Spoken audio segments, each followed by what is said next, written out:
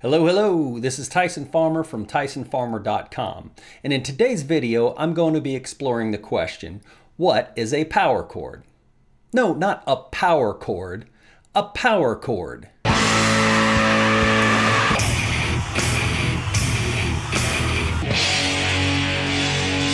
This video will also serve as a beginner basic level music theory and chord construction lesson. So you don't have to have a lot of theory knowledge, but even if you do, you might find this lesson to be very informative anyway, since it goes into detail about a topic that's not talked about very often in the music world. The reason for this is that although it's referred to sometimes in the general music world, the power chord is almost exclusively a guitar chord that is designed for guitarists. You'll see why this is the case in a moment.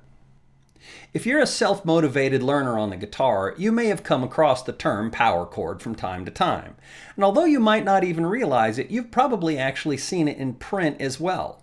The power chord is written with a letter name and the number 5. So, for example, the chords G power chord and C sharp power chord would be written G5 and C sharp 5.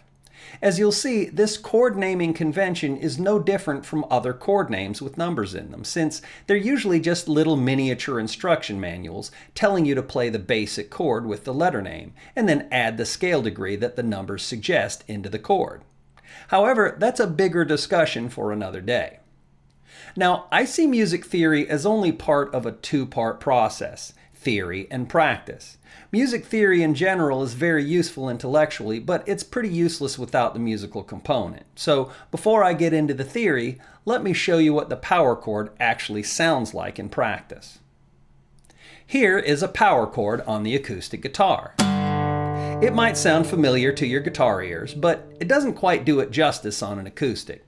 So let's switch over to the electric.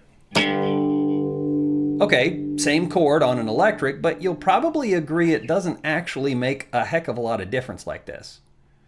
Once I kick on the distortion, however, your ears should perk up and recognize this sound. That is a power chord. It's the sound of rock and metal. So this is an important philosophical part of this discussion.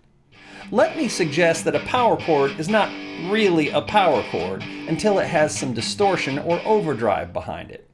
It does go deeper than that, obviously, but basically that's where the power of the power chord really comes from. I can do a whole bunch of cool things with power chords. Jump around with them, slide them around, add some palm mutes, strum them like regular chords, hold them out for epic guitar riffs,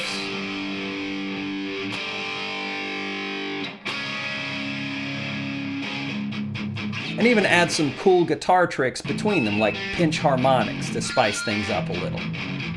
However, at the end of the day, I'm really just using the same basic chord form over and over and moving it around a bunch. This is why I consider it to be almost exclusively a guitar chord. It's the distortion. Most other instruments don't play with distortion quite as often as a guitar does, and when they do, it's usually as a unique or interesting gimmick. To prove my point, listen to these power chords played on the song "Smoke on the Water" by Deep Purple. Although this is a beloved and timeless riff loved by generations of rock guitarists, that's not just a guitar riff. Playing along with Ritchie Blackmore on the guitar is John Lord on an overdriven Hammond organ. However, he's playing the keyboard version of power chords with distortion, so even when he plays it on his keyboard, it just blends in so well it sounds like a couple of guitars.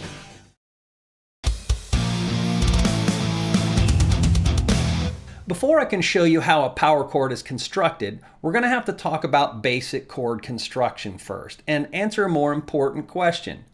What is a chord in the first place? You'll see different definitions and debates on this, but for the purposes of my lessons, I define a chord as 2 or more notes played at the same time. Some people say a chord requires a minimum of 3 notes to be a chord, but as you'll find, the power chord consists of only 2 notes. And it's got the word chord in it, so there. However, in the music world in general, when you say the word chord, you're usually implying at least a basic major or minor chord. To build a major or minor chord, you need at least 3 specific notes. These 3 notes in the music theory world are called the triad. Take a look at this triad reference sheet. The triad is a collection of 3 notes each time. The major chords, which basically sound happy, are listed along the left column. The minor chords, which basically sound sad or moody, are listed along the right column. Whatever the first letter of each triad is, names the chord. So if I take the triad starting with G in the major column, it lists the 3 notes that construct a G major chord. If I take the triad starting with A in the minor column, then it lists the 3 notes that construct an A minor chord. Incidentally, in print, with major chords, the word major is usually implied, but the minor will usually get at least a letter M. So the G major chord will be written just as G, while the A minor chord will be written as AM. This is reflected in the spoken word as well. So musicians might say things like, play a G, then an A minor. Now each of these notes in a triad are numbered generically, not with the numbers 1, 2, and 3, but with 1, 3, and 5. The reason for this is that each letter name skips a letter in the musical alphabet to get to the next note. Like with the C chord, for example. C skips D to get to E, which skips F to go to G. 1 skip 2, 3 skip 4, 5. 1, 3, 5. So when I say the third of the chord, I mean the middle note in the series and not the third note over from the beginning. Since that first note names the chord, it is also commonly referred to as the root of the chord. So we could also say root, third, fifth. Now, if we were to take the third of the chord, that's the middle note, remember, and bring it down by 1/2 step, or the equivalent of 1 fret on the guitar, the major chord becomes a minor chord. Notice the fine print where it says flat the third? That's why when we play an A major, then an A minor chord on the guitar, it's only 1 note different on the chord grid. Can you guess where the third of each chord is?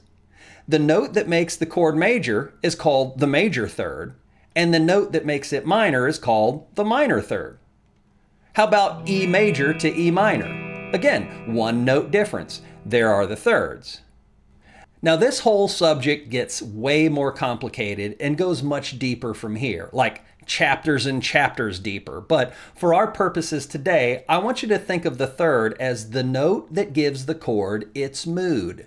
That's why I like to call the third the color note. Now, way back when distortion was first invented for guitar, a lot of guitarists found that that third of the chord or color note sounded kind of nasty with distortion.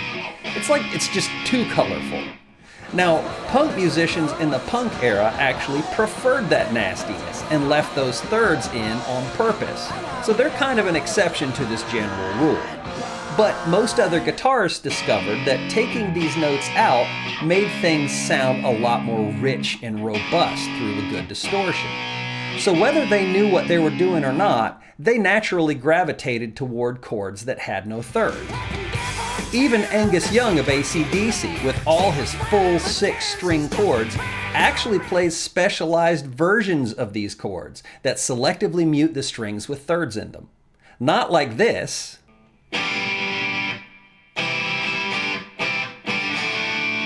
But like this, to take out the thirds.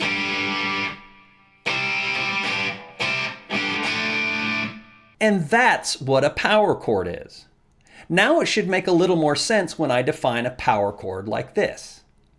A power chord is a triad without a third. It's more like a dyad, just a root and a fifth. Now it should make more sense when you look at these chord names. G5 is really just a miniature instruction manual. It's telling you to play the G root and add just the fifth. Now, most times you won't see it written often like this outside of guitar literature or guitar tabs. Since this chord is so common in the guitar world, guitarists basically had to come up with a special shorthand for it. In most other literature, like for piano, you might see the chord written as G, no third. Now, I've got a funky philosophical question for you, but it's a trick question. Are power chords major or minor? Think about this now. It's the third that determines whether any chord is major or minor.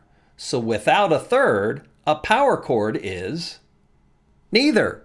It's neither major nor minor. It's a personality-less chord, a chord without mood. It's like a blank slate. If it does have a mood, you could say it's aggressive or mean, since with a good distortion, it kind of growls without that third mucking things up and making it sound sloppy. No mood isn't a bad thing though, and it's why power chords are so versatile. Not only does this mean that you can cheat and not have to really play a major or minor chord, but just play their corresponding power chords in their places instead, but it also means that as a soloist, you can jam in either major or minor scales over top of them with impunity and even switch between major and minor whenever you want, since there's no wrong major or minor chord to clash with if there's no third in it to begin with. It's also super easy to play, which is why it's the darling of the rock world.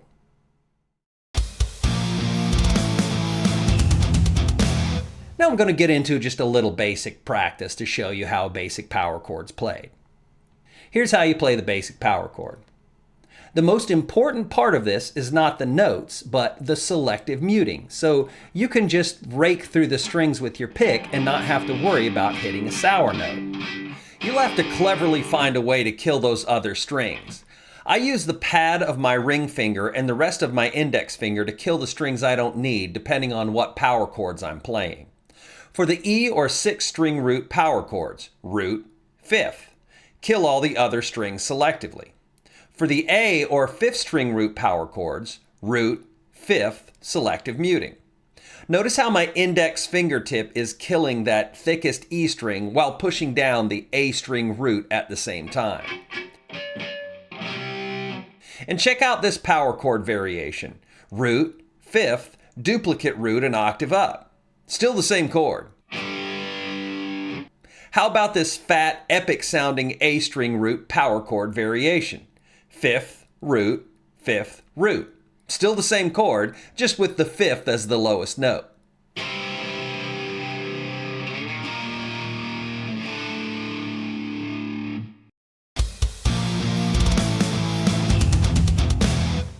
So now you know not only what a power chord is, but you also know how to communicate with other musicians about it. If they don't know what you're talking about when you say C power chord or C5, just say C no third. This is Tyson Farmer from TysonFarmer.com. If you want to dive deeper into music theory concepts or even just improve your technique, speed, and song playing chops, check out my online teaching profile using my link below.